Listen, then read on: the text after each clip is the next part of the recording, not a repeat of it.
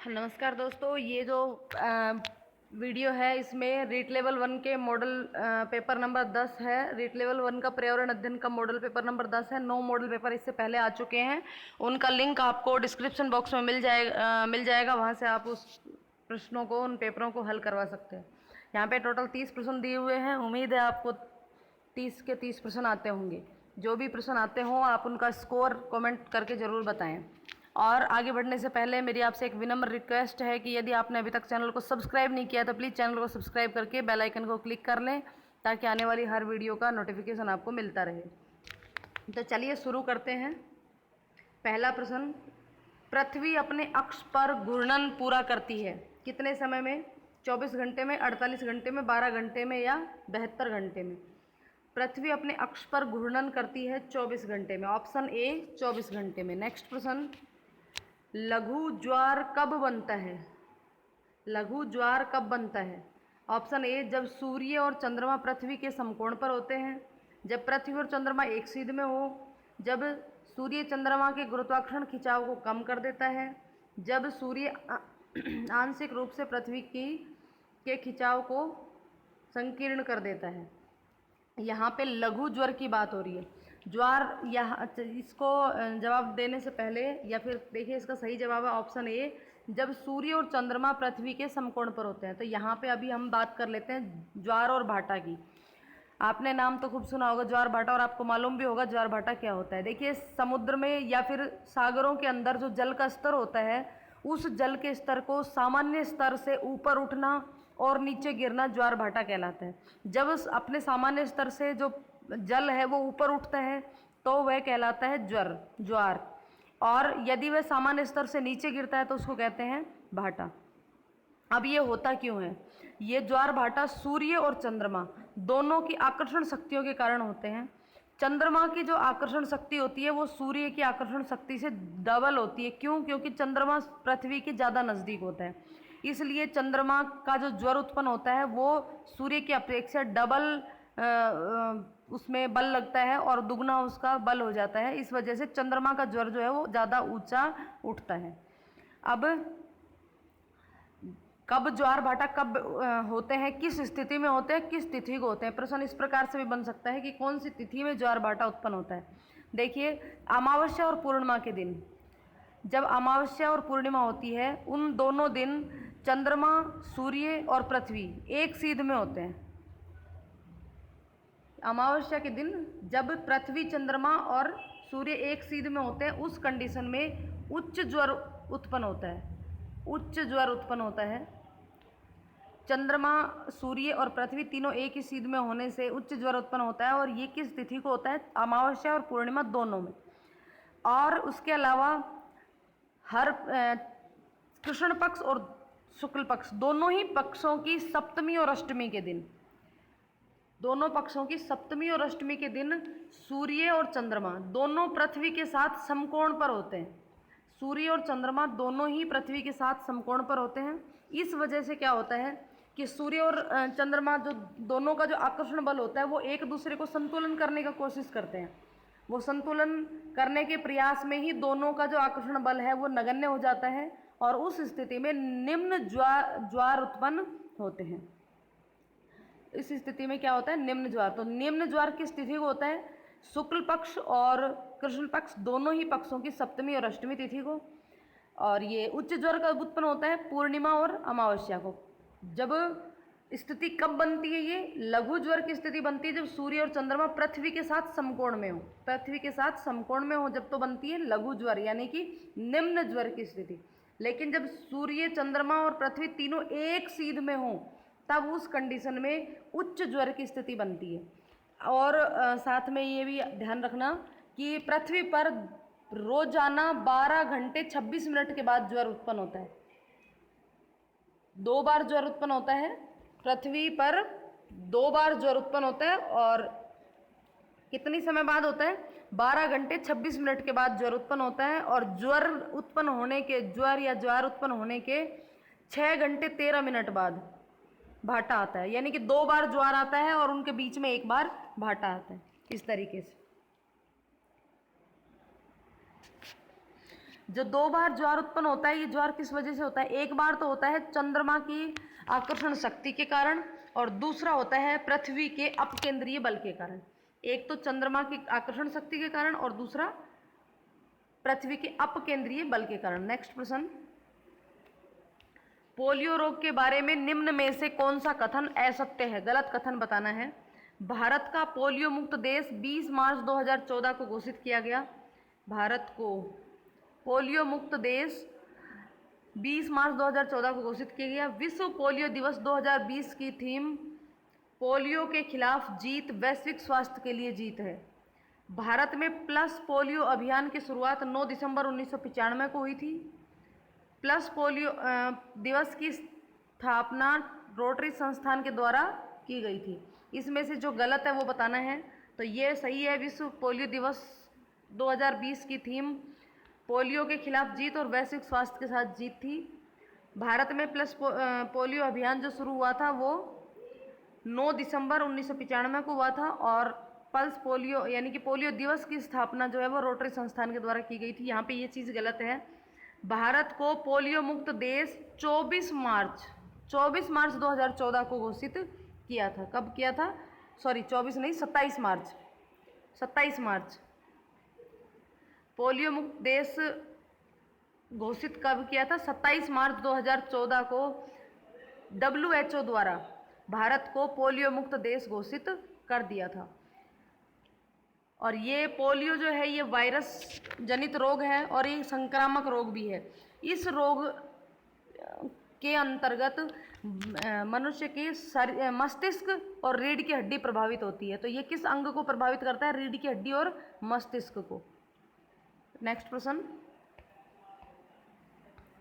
वह अंतरिक्ष यात्री जो धर्मार्थ धन जुटाने हेतु पशु प्रेमी, मैराथन धावक, गोताखोरी, तैराक आदि के लिए प्रसिद्ध है, वो कौन सा इनमें से? राकेश शर्मा, सुनीता विलियम्स, कल्पना चावला, ए व बी दोनों। वह अंतरिक्ष यात्री जो धर्मार्थ हेतु धन जुटाने, पशु प्रेमी, मैराथन घातक, गोताखोरी और तैराक के लिए प्रसिद्ध है, तो वह है option B Sunita Williams. Next प्रश्न, निम्न में से कौन सा कथन असत्य है? माउंट एवरेस्ट फतह करने वाली भारत व विश्व की प्रथम दिव्यांग महिला अरुणिमा सिन्हा है। माउंट एवरेस्ट पर चढ़ने वाली प्रथम भारतीय महिला बछेंद्री पाल हैं। माउंट एवरेस्ट पर चढ़ने वाली राजस्थान की पहली महिला आशा झाझड़िया, जिनका संबंध चूरू से है। माउंट एवरेस्ट पर चढ़ने वाली सबसे कम उम्र की भारतीय लड़की मलावथा पूर्णा है। तो इनमें से गलत बताना है। तो देखिए, पहला बिल्कुल सही है कि भारत और विश्व की पहली दिव्यांग महिला अरुणिमा सिन्हा थी, बिल्कुल सही बात है। पहली भारतीय महिला बछेंद्री पाल थी, ये भी सही है। राजस्थान की पहली महिला आशा झाझड़िया है, ये भी सही है, लेकिन इनका संबंध चूरू से नहीं है, इनका संबंध झुंझुनू से है। तो ये यहाँ पे ये गलत हो गया। और सबसे कम उम्र की जो लड़की है वो मलावथा पूर्णा है, ये भी सही है। नेक्स्ट प्रश्न, पहाड़ी क्षेत्रों में झूमिंग कृषि कहलाती है। वालरा, दजिया, चिमाता, स्थानांतरित कृषि। तो पहाड़ी क्षेत्रों में झूमिंग कृषि को चिमाता कहते हैं। नेक्स्ट प्रश्न, सामान्यतः एक संयुक्त परिवार का अर्थ है 3 पीढ़ियों के जीवन का सामान्य स्वरूप। उपरोक्त कथन किसका है? ये कथन किसने कहा कि एक संयुक्त परिवार का अर्थ 3 पीढ़ियों के जीवन का सामान्य स्वरूप? यह कथन किसका है? KM पाणिकर, PN प्रभु, डॉक्टर दुबे, हेरीमैन। तो सही जवाब है ऑप्शन बी PN प्रभु। नेक्स्ट प्रश्न, निम्न में से कौन सा सही सुमेलित नहीं थे? कौन सा सही सुमेलित नहीं है? कठपुतलियाँ, उदयपुर, मीनाकारी व कुंदन कार्य, जयपुर, कागजी टेराकोटा, बीकानेर, आजम प्रिंट, चित्तौड़। इनमें से कौन सा सही नहीं है ये बताना है। तो देखिए, कठपुतली उदयपुर बिल्कुल सही है, मीनाकारी और कुंदन कार्य के लिए जयपुर सही है, आजम प्रिंट आकोला चित्तौड़ ये भी सही है। तो यहाँ पे गलत है ये कागजी टेराकोटा बीकानेर, यहाँ बीकानेर नहीं कागजी टेराकोटा के लिए अलवर प्रसिद्ध है। कौन सा प्रसिद्ध है? अलवर। नेक्स्ट प्रश्न, राजस्थान वित्त निगम की स्थापना कब हुई? राजस्थान वित्त निगम की स्थापना कब हुई? 10 दिसंबर 2013, 17 जनवरी 1955, 10 जनवरी 1966, 17 जनवरी 1957। राजस्थान वित्त निगम की स्थापना 17 जनवरी 1955। नेक्स्ट प्रश्न, आयुष्मान भारत महात्मा गांधी राजस्थान स्वास्थ्य बीमा योजना कब लागू की गई? आयुष्मान भारत 1 अक्टूबर 2019, 1 सितंबर 2019, 30 जनवरी 2019 या 2 अक्टूबर 2011? इसका सही जवाब है ऑप्शन सी, 30 जनवरी 2021। आयुष्मान भारत 30 जनवरी 2021। नेक्स्ट प्रश्न, राजस्थान राज्य में पहली बस सेवा कब व कहां से शुरू हुई? राजस्थान में पहली बस सेवा कब व कहां से शुरू हुई? 1950 जयपुर, 1952 टोंक, 1854 टोंक या 1966 अजमेर? तो देखिए पहली बस सेवा जो है वो टोंक से शुरू हुई थी 1952 में। यदि यहाँ पे प्रश्न पूछा जाए कि पहला बस स्टैंड कहाँ बनाया गया, तो ये भी टोंक में ही बनाया गया। सबसे पहली बस सेवा यहीं से शुरू हुई थी। नेक्स्ट प्रश्न, भारत का प्रथम राष्ट्रपति होगा, भारत का एक राष्ट्रपति होगा, भारत का एक राष्ट्रपति होगा किस अनुच्छेद से संबंधित?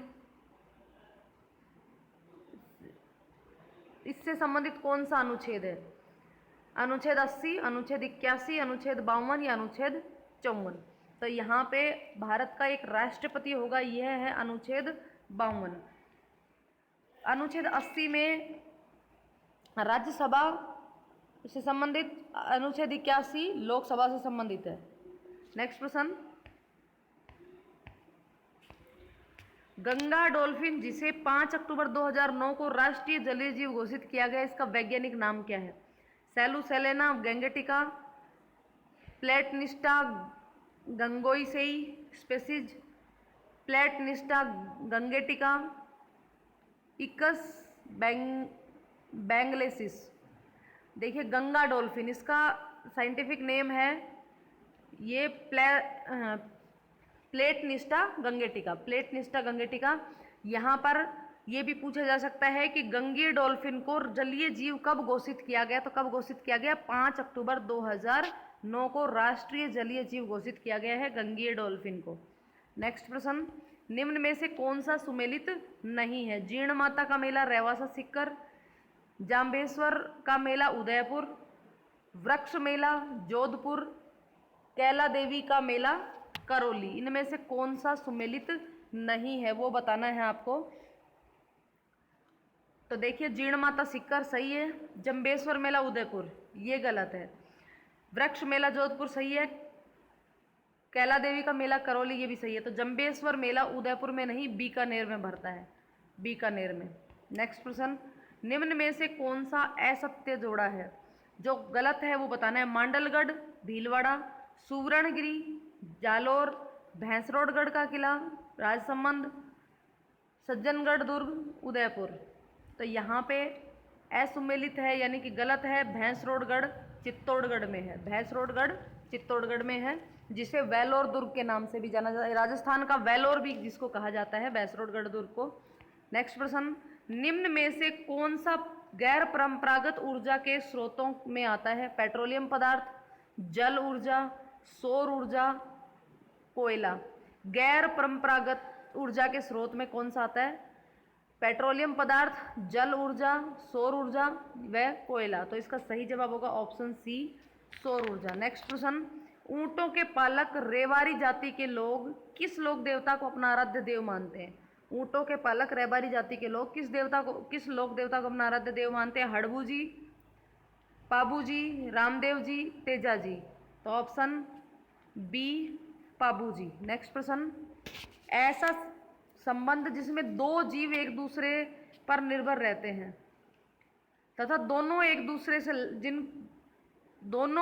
दूसरे से लाभ होता है, यह संबंध कहलाता है। यानी कि दो जीव आपस में एक दूसरे के ऊपर निर्भर करते हैं और दोनों को ही एक दूसरे से लाभ होता है, तो यह संबंध है सहजीविता, सहभोजिता, परजीविता या अधिपादप। तो इसका सही जवाब होगा सहजीविता।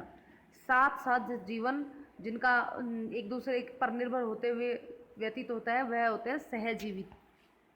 नेक्स्ट प्रश्न, श्वसन से अभिप्राय है? श्वसन रेस्पिरेटरी इससे क्या अभिप्राय है? विभिन्न गैसों का आदान प्रदान, ऑक्सीजन अंदर लेना और कार्बन डाइऑक्साइड को बाहर निकालना, भोजन में उपस्थित कार्बोहाइड्रेट, प्रोटीन और वसा का ऑक्सीकरण करना, या इनमें से कोई नहीं। देखिए श्वसन, मैं यहाँ श्वास की बात नहीं कर रही हूँ, श्वसन की बात कर रही हूँ। तो श्वसन क्रिया जो है वो क्या है? तो इसका सही जवाब तो होगा ऑप्शन सी, भोजन में उपस्थित कार्बोहाइड्रेट, प्रोटीन और वसा का ऑक्सीकरण करना। यहाँ पे मैं आपको बता दूं, श्वसन क्रिया जो है वो एक ऊर्जा उत्पन्न करने वाली एक प्रक्रिया होती है। इस प्रक्रिया के अंतर्गत जो भोज्य पदार्थ होते हैं, जो पदार्थ हम खाते हैं, उनका ऑक्सीकरण होता है और ऑक्सीकरण के बाद एक संचित ऊर्जा उत्पन्न होती है और उस संचित ऊर्जा का कुछ भाग जो होता है वो माइटोकॉन्ड्रिया के अंदर संचित हो जाता है, कुछ पार्ट उसका। तो ये श्वसन और जो श्वास क्रिया होती है, यह और श्वसन क्रिया एक दूसरे के पूरक होती है। श्वास क्रिया में क्या होता है? ऑक्सीजन ग्रहण करके हम कार्बन डाइऑक्साइड को छोड़ते हैं। तो यहाँ पे जो श्वसन क्रिया है भोजन में उपस्थित कार्बोहाइड्रेट, प्रोटीन और वसा का ऑक्सीकरण करना। नेक्स्ट क्वेश्चन, निम्न में से कौन सा जोड़ा सुमेलित है? पारा, मीनमाता रोग, फ्लोराइड, फ्लोरोसिस, कपड़े की मिलों में काम करने वालों में रोग, बाइसिनोसिस।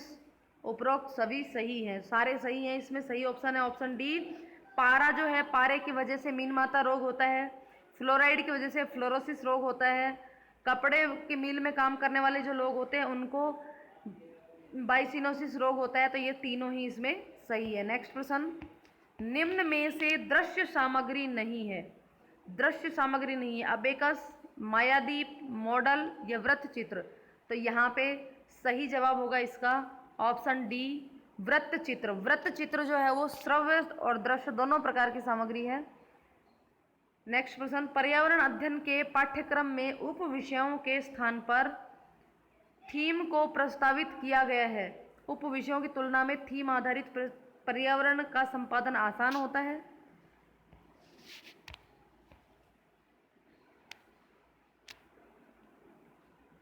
पर्यावरण अध्ययन के पाठों के भार को कम करने हेतु बच्चों में परिवेशीय बोध में वृद्धि करने हेतु बच्चों के स्थानीय परिवेशीय मुद्दों में से जुड़ने के लिए बच्चों के स्थानीय परिवेश मुद्दे से जुड़ने हेतु उनके अंतर संबंधों का विकास ज़्यादा होता है। इसलिए सवाल है, पर्यावरण अध्ययन के पाठ्यक्रम में उप विषयों के स्थान पर थीम को प्रस्तावित किया गया, ये किस वजह से किया गया? तो इसका सही जवाब है ऑप्शन डी, बच्चों के स्थानीय परिवेश मुद्दों से जुड़े उनके अंतर संबंधों का विकास ज़्यादा होता है। नेक्स्ट प्रश्न, सहकारिता आधारित शिक्षण प्रणाली है। सहकारिता आधारित शिक्षण प्रणाली है खोज विधि, दल शिक्षण, सूक्ष्म शिक्षण, ये सभी। तो इसका सही जवाब होगा ऑप्शन बी, दल शिक्षण, सहकारिता। तो यहीं से समझ में आ गया, दल शिक्षण होगा। नेक्स्ट, स्किनर के रेखीय अभिक्रमित अनुदेशन में कौन सा पद नहीं है? प्रस्तावना पद, शिक्षण पद, अभ्यास पद या उपचार पद। तो स्किनर का रेखीय अभिक्रमित अनुदेशन में डी ऑप्शन सही है, उपचार पद नहीं है। नेक्स्ट प्रश्न, निदानात्मक परीक्षण एवं उपचारात्मक शिक्षण पर बल देने वाली प्रणाली है। निदानात्मक और उपचारात्मक, अवरोही अभिक्रमित अनुदेशन, रेखीय अभिक्रमित अनुदेशन, परियोजना विधि या उपरोक्त में से कोई नहीं। तो ऑप्शन बी, रेखीय अभिक्रमित अनुदेशन निदानात्मक परीक्षण और उपचारात्मक शिक्षण पर बल देने वाली प्रणाली है। नेक्स्ट, शिक्षण की मुख्य अवस्थाएं हैं ज्ञान प्राप्ति, अंतरण, अधिग्रहण या उपरोक्त सभी। तो शिक्षण की मुख्य अवस्थाएं ये तीनों ही हैं, उपरोक्त सभी इसका सही जवाब होगा। नेक्स्ट, परिणामात्मक परीक्षाओं में किस प्रकार की प्रणाली पाई जाती है? परिणामात्मक, मौखिक, लिखित या दोनों या कोई भी नहीं। तो दोनों ही प्रकार की प्रणाली पाई जाती है, लिखित और मौखिक। नेक्स्ट प्रश्न, अभिष्ट ज्ञान की प्राप्ति के साथ साथ छात्रों को दोहरान कार्य प्राप्त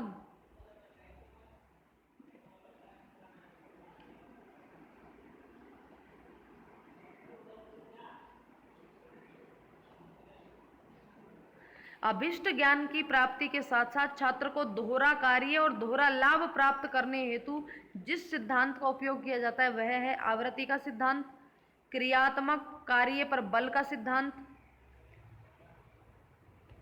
अपठनीय विषयों के साथ सहसंबंध का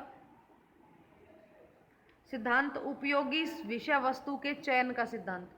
ज्ञान की प्राप्ति के साथ साथ दोहरा लाभ, दोहरा कार्य, दोहरा लाभ, डबल लाभ लेने के लिए कौन से सिद्धांत पर कार्य किया जाना चाहिए? ऑप्शन बी, क्रियात्मक कार्य पर बल का सिद्धांत, कि कार्य जो है वो क्रियात्मक हो जिससे उसको ज्ञान भी मिले और खुद करने से वो अच्छे से ज़्यादा उसको सीख पाए। नेक्स्ट प्रश्न, प्रयोगात्मक कार्य में किस तत्व की प्रधानता स्पष्ट होती है? प्रयोगात्मक कार्य में, प्रयोग करने में, निष्क्रियता, सक्रियता, एकांकीपन या उपरोक्त सभी। तो जब प्रयोग करेगा बच्चा तो वो सक्रिय जरूर रहेगा, तो प्रयोगात्मक कार्य में सक्रियता जो है उस सिद्धांत की अधिकता पाई जाती है। बच्चों में अवधान संबंधी समस्याओं का कारण है शारीरिक कारण, बौद्धिक कारण, प्रवेश संबंधी कारण या उपरोक्त सभी। तो बच्चों में अवधान से संबंधित जो कारण है वो शारीरिक भी हो सकते हैं, मानसिक भी हो सकते हैं और प्रवेश संबंधी भी हो सकते हैं। तो ऑप्शन डी इसका सही जवाब होगा।